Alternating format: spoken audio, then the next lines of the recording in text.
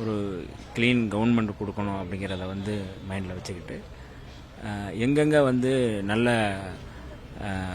நிர்வாகத்தை நடத்துறது, எங்கே நல்ல உணவு தர்றது அப்படிங்கிற அடிப்படையில் திடீர்னு வந்து இந்த மாதிரி ஆய்வுகளை பண்ணுறேன். எங்களுக்கே வந்து அவர் கிளம்புறதுக்கு 10 நிமிஷத்துக்கு முன்னாடியே தெரியும்.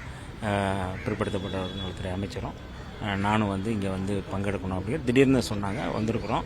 ஒரு நல்ல நிர்வாகத்தை, இந்த மாதிரியான விடுதிகளை வந்து மாணவர்கள்ட்ட ஒரு மாண்புமிகு முதல்வர் அவர்களே நேரடியாக கேட்பது என்பது இதுதான் வந்து நான் முதல் முறையாக நான் பார்க்குறேன். இந்த மாதிரி ஹாஸ்டல்ஸில் வந்து திடீர்னு விசிட் பண்ணுறது அப்படிங்கிறது மிக முக்கியமான முன்னெடுப்பாக நான் பார்க்குறேன்.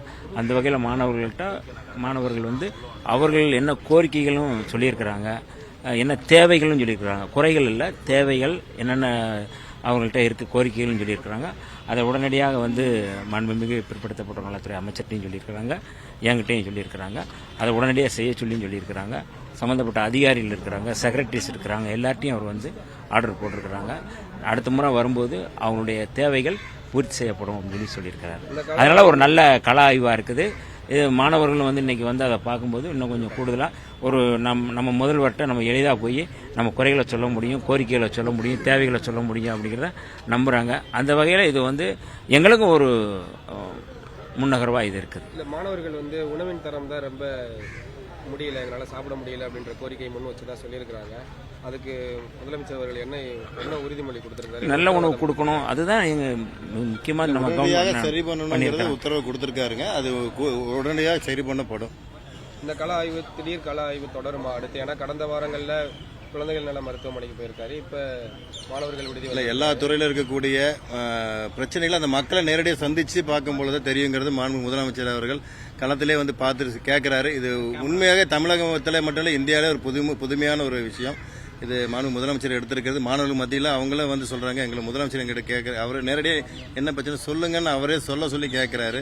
அது மட்டும் இல்லாமல் அவங்க சில பேர் சொல்றதுக்கு தயங்கினா கூட நேரடியாக எல்லா பகுதியிலும் அவரே போய் பார்த்தார். கிச்சன்ல இருந்து, டாய்லெட்ல இருந்து எல்லாம் எப்படி தண்ணி வருது எல்லாமே அவர் நேரடியாக அவர் போய் பார்த்தாரு. ஸோ வந்து பார்த்துட்டு இந்த இடத்துல இந்த தப்பு இருக்குன்னு அவரே ஒரு அட்ரஸ் பண்ணி சரி பண்ணக்கூடிய வேலையில் உடனடியாக பண்ணுங்கிறத உத்தரவு போட்டிருக்காரு. அதிகாரிகிட்டையும் சரி, எங்ககிட்டையும் சரி, ஒரு அண்ணங்கிட்டையும் சரிங்க, எல்லாட்டையும் ஒரு அமைச்சராக நீங்கள் செய்ய வேண்டிய பொறுப்புகள், அந்த மாணவர்களுக்கு உண்டான தேவைகளை செய்ய வேண்டியது உங்களோட முதல் பொறுப்புன்னு சொல்லியிருக்காரு. ஸோ அதை நாங்களும் வந்து உணர்ந்து நிச்சயமாக செயல்படுத்துவோம். அதான் போகிறது கிளவுட் கிச்சன் பார்த்துட்டு காரணம் என்ன சார்? குழந்தைகள் நல மருத்துவமனை, அதுக்கப்புறம் சமூக நீதி விடுதி, இது பர்டிகுலரா வேற ஏதேனும் காரணம் இருக்கா இல்ல ரேண்டமா? இல்லை, எல்லாம் அதாவது எல்லா இடங்களையும் முதல்வர் அவர்கள் கால் வைத்து அந்த நிர்வாகம் எப்படி இருக்குது அப்படிங்கிறத அவர் வந்து தெரிந்து கொள்ள விரும்புகிறார்.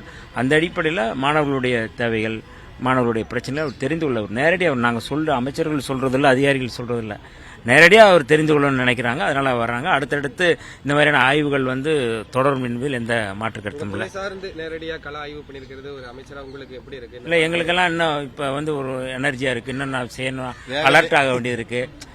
திடீர்னு வர்றாரு, திடீர்னு நாங்கள் வந்து வேற எங்காவது இருந்திருந்தோம்னா என்ன இருக்கும் அப்படிங்கிற ஒரு அலர்ட் இருக்குது, ஒரு விழிப்புணர்வு ஏற்படுத்தக்கூடிய ஒரு இதாக இருக்குது. அதனால் கட்டாயம் மாண்புமிகு முதல்வர் அவருடைய இந்த மாதிரியான விசிட்ஸ் வந்து நாங்கள் வரவேற்கிறோம். நாங்களும் எங்கள் துறையில் வேகத்தை அதிகப்படுத்தக்கூடிய சூழ்நிலை இருக்குது, நிச்சயமாக பண்ணுவோம்.